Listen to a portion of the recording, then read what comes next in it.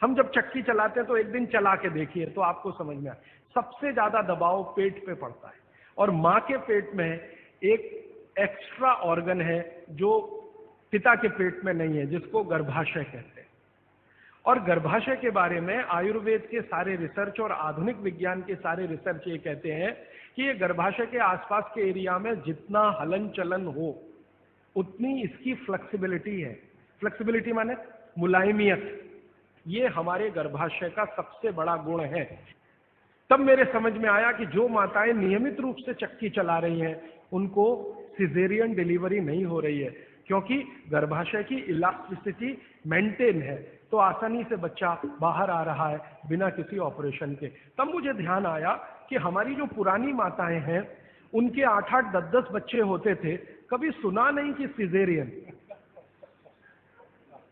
वो दाई आती थी गांव की जो एमबीबीएस नहीं है, एमडी नहीं है, एमएस नहीं है, और बच्चे करा के चली जाती थी, ऐसे ही जैसे दाल पका के कोई चला गया या चावल पका के कोई चला गया। हाँ, ऐसे होता है। और आयुर्वेद तो यहां तक कहता है कि मां का गर्भ 7वें महीने तक चक्की चलाने की अनुमति देता है। मां को 7वें महीने तक चक्की चलवाई जा सकती है, 8वें महीने में नहीं, फिर उसको बंद कर देना अच्छा है। और उतने 7 महीने की चक्की आपके लिए पर्याप्त है कि वो बच्चा बिना सीजर के हो।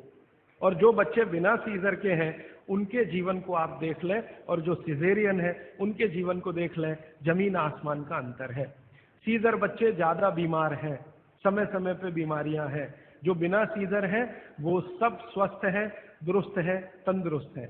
ब्रेन का डेवलपमेंट भी उनका अच्छा है, लॉजिक को डेवलप करने की कैपेसिटी, कल्पनाशीलता उनमें दूसरे बच्चों से ज्यादा है। तो अब आप इसको अपने जीवन में कैसे उतारेंगे इस सूत्र को? अगर संभव हो तो एक एक चक्की ले लीजिए, संभव हो तो। इससे कई फायदे हैं। आपको सबसे बड़ा फायदा तो यह है कि अगर आपको एक्स्ट्रा वेट है और आप उसको लूज करना चाहते हैं, 15 मिनट सुबह अगर आपने चलाया, 3 महीने बाद आप देखना 12 से 13 किलो वजन कम होगा आपका, सिर्फ 15 मिनट की चक्की। रामदेव जी चक्की चलवाते हैं कि नहीं? आप चलाते हैं कि नहीं? लेकिन वो चक्की चलाते हैं जिसमें कुछ होता ही नहीं है, ऐसे ऐसे चलवाते हैं कि नहीं? तो असलियत में ही चला लो, कुछ तो आटा तो मिलेगा।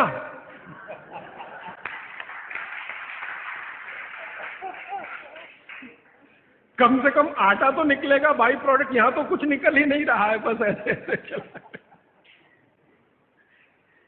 अब आप बोलेंगे जी चक्की कहाँ मिलेगी? चक्की अभी भी मिल रही है, यहीं चेन्नई में मिलेगी। पत्थर बनाने वाले बहुत लोग इस देश में हैं जो अभी भी ये काम कर रहे हैं, लेकिन वो रो रहे हैं कि राजू भाई ये कोई खरीदता नहीं, हम क्या करें, हमारा सिल बट्टा भी कोई खरीदता नहीं, चक्की भी कोई।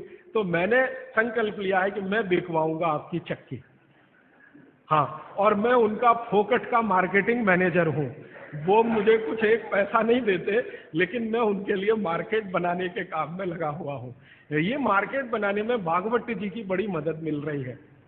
और मैं आपको एक बहुत गहरी बात कहने आया, वो माताओं बहनों को विशेष रूप से, उम्र के एक पड़ाव में जब आप 45 वर्ष के आसपास हो जाएंगी, तब आपको गर्भाशय के बहुत सारे कॉम्प्लिकेशन शुरू होंगे।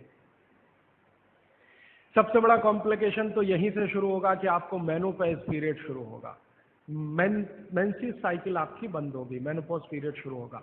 और उस पीरियड में जितने कॉम्प्लिकेशन हो सकते हैं वो बच्चे के जन्म के समय भी नहीं होते कभी। और कई कॉम्प्लिकेशन तो ऐसे जिनको कोई माँ समझ भी नहीं पाती कि ये क्या हो रहा है मेरे साथ। अचानक से पसीना आएगा, पूरा शरीर पसीने से भर जाएगा, फिर थोड़ी देर में ठंड लगना शुरू हो जाएगी, फिर थोड़ी देर में तमतमा जाएगा चेहरा, एकदम गर्मी, फ्लैशेज।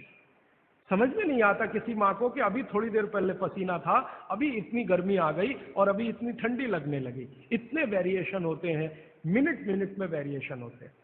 मन आपका इतना डिप्रेशन में चला जाएगा, इतना अवसाद में चला जाएगा कि दुनिया बिल्कुल बेकार है, इसमें क्या करना जिंदा रह के। ये डिप्रेशन, कारण उसका एक ही है कि कुछ हार्मोन्स आपके शरीर में बनना बंद हो जाएंगे। अब हार्मोन्स बनेंगे ही नहीं तो फिर मुश्किलें ये सब आती हैं।